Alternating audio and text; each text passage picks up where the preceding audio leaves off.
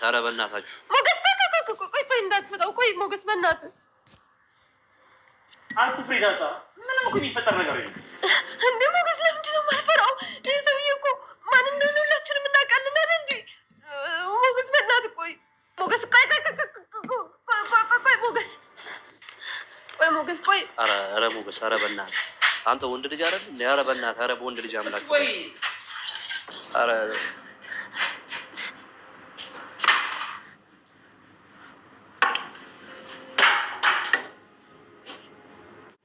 ምንድነው ደግሞ ሞገስ ቆሽ ይህን ጅም ከመፍታታችን በፊት መድብል ይምጣ አለበለዛ ብቻችንን እኛ አንችለውም አንቺ ልጅ ያምሻል እንዴ ያራኔ ሽንቴን ላይ ለቀው ነው ኧረ ምን ሆናችሁ ነው በእናታችሁ መድብል እኮ እየፈታ ነበር እንደዚህ ሲያደርግ የነበረው ምን ሆናችሁ ነው አንተ በእናትህ ዝጋ ቆይ እሺ ሞገስ መድብል ይምጣ ቆይ ሞገስ ዳጣ አንቺ ከፈራሽ ውጪ ቆይ ከዛ ብቻ ሰጥ አድርጎ ይገላል ሞገስ በእናትህ እሷን ተዋትና ሽንት ቤት ውሰደኝ ኧረ በእናትህ ኧረ ልፈነዳ ነው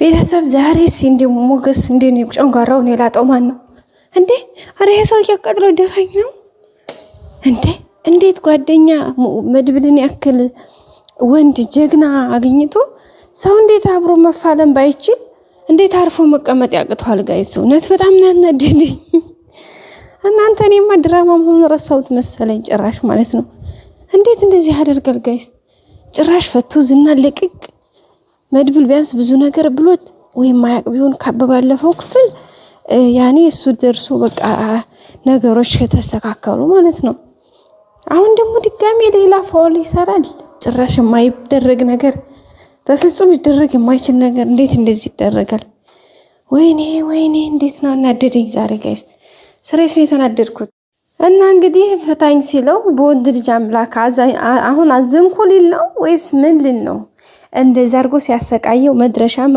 መግቢያ መውጫውን ሲያሳጣው ዝናን መሆኑን ረሳው መሰለኝ እንዲው ይርገጥ አንተንም አላዝንም አንተ ንፍጣም ማለት ነው ሲጀመር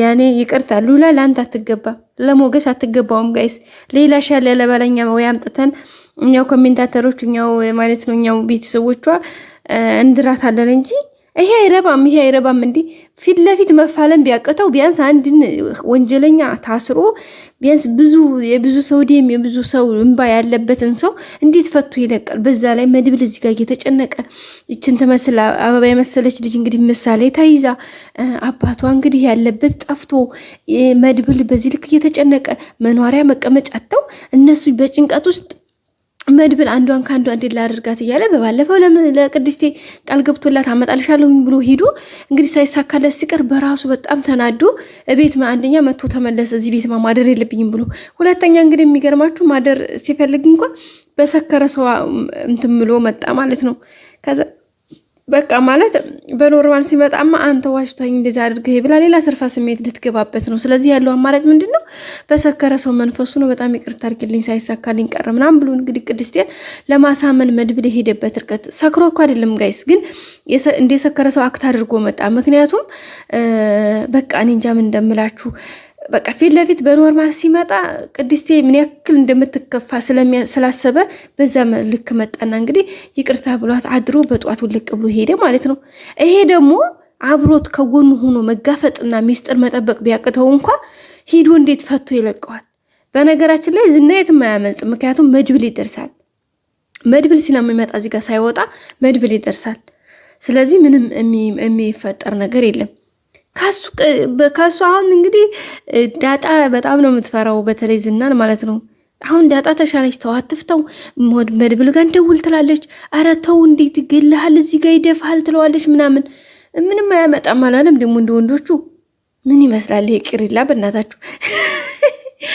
እና ለማንኛውም እንግዲህ ያው ለድራማው ያክል ነው በርግጥ ግን በዚህ ልክ ባይንቦቀቦቅ ደስ ይላል አይ ጋይስ ለዛው ሉላን የመሰለች ቆንጅዬ ሴት ልጅ ቼክ ይዞ እንግዲህ ሚስቴ ነሽ ምናምን እያለ እየቀበጣጠረ እንዴ ምን ነው አንዳንዴ ትንሽ አሞቱን ኮስተር ቢያደርገው በስላሴ ስም ቢመታም ቢወድቅም እንግዲህ መቼም ውሃ አይፈሰውም፣ ደም ነው አይደል?